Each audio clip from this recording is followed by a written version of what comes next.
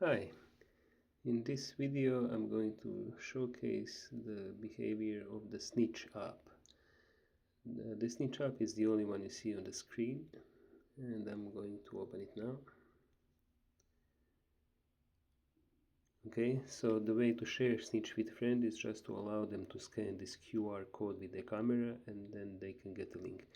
It's not really an app, it's what's called a web app or progressive web app, so it can be installed on your home screen, but it's really just a web page, and it's completely open source, so you can really see what's inside. There is no potential for malware here. The Snitch app is a companion app to a Snitch device, which is a sophisticated data logger for HVAC troubleshooting. It has 8 analog and 8 digital channels. The idea is to have 2 pressures and 6 temperatures. Most often the pressures will be high and low system pressure, the suction line and liquid line, so subcooling and superheat can be calculated, and also 4 additional temperatures, for example for the supply and return temperature on the evaporator, and ambient and discharge from condensing unit on the outdoor portion of the unit. Of course, not all of those have to be used in exact those ways. You can use them any way you can imagine. Digital channels are more interesting. They're completely isolated, universal from 12 to 240 volts AC or DC, and basically they only register absence or presence of the voltage. So here I'm going to click Start Demo button now. So the analog channels are the graph lines that show these pressures that are rising and falling and different temperatures, and digital channels are the bars in the background. If they're too pale to see, you can go to settings, that's this set on the bottom right of the screen, and increase the digital opacity. And when you go back to dashboard, you can see that now the digital bars are brighter. So this is a characteristic moment where when you see the compressor is starting, that's when the pressures start rising. I'm going to switch off all the temperatures. So now we only see high and low pressure and all the digital channels. And high pressure rises, low pressure drops as the compressor works. When the compressor switch off, then pressures start coming together. This thing that blinks occasionally, if you just tap and hold on the chart, you get reminder for the names of digital channel. So you see on the very bottom it says compressor, that's this blue channel. The rest, I must admit, for this demo are simply made up random stuff just to show the functionality. So in settings it is possible to change the direction of the zoom. Speaking of which, it's maybe a little bit counterintuitive. To zoom in or out, it is not a pinch function like normally on the cell phones. It is rather just swipe up and down on the chart. So as I'm swiping down, I'm seeing more and more time all at once. As I'm swiping upwards, I'm zooming in to see much finer detail, down to 100th of a second. It is very, very accurate, right? And obviously pan is simple motion left and right, just to review the times. And this little dotted line down the center, that is cursor location. So this event, compressor starting, let's see more accurately.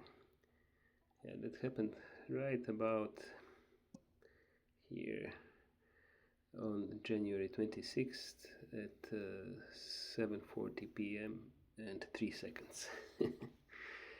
Alright, so direct temperatures are also available, T1, T2, but more frequently I suspect people will use superheat and subcooling, which are calculated from pressure equivalents and T1 and T2. These channels that are marked D1 and D2, they are calculated as D1 will be T4 minus T3 and D2 will be T6 minus T5. So that's suggested use of temperature channels to put, for example, D4 on the exit of the condenser airstream and D3 on the input, and from the difference you will see the performance.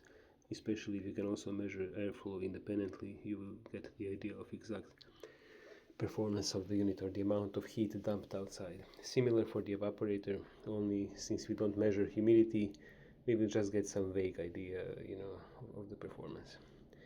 So this is more for troubleshooting, and the digital channels are the whole reason, and inspiration for this device. So with these are all some random abbreviations, just made up stuff, but you get to hook up 8 different probes across your low pressure switches, high pressure switches, phase monitor, maybe even across the 24-volt control transformer, whatever comes to mind that you would like to monitor. And then if you have a weird problem that always seems to go away and everything is nice while you're at the unit, but overnight obviously something went wrong because your freezer thawed out or whatever, then you just come here, upload recording. Normally on this manager screen there would be utilities to connect to your device via Bluetooth and upload this beautiful recording, not just get the demo data, right? And you would simply browse the past and see what's happening, see what's normal, what's not. Here we have about 1 day of made up data, but seemingly everything works perfectly. The cycles are very uniform, nothing out of ordinary, right? But that's just to give you some general idea of what it looks like. This go live shadowy button on the bottom right, that is to shoot the cursor, the dotted line on the right edge of the screen, and if you watch carefully you will see that numbers are continuously updating. To go out of this mode, you simply scroll to the right, and then the cursor will show exactly where you scrolled without any movements, but it will be showing the cursor is now in the center of the screen, so this is the moment of compressor starting again.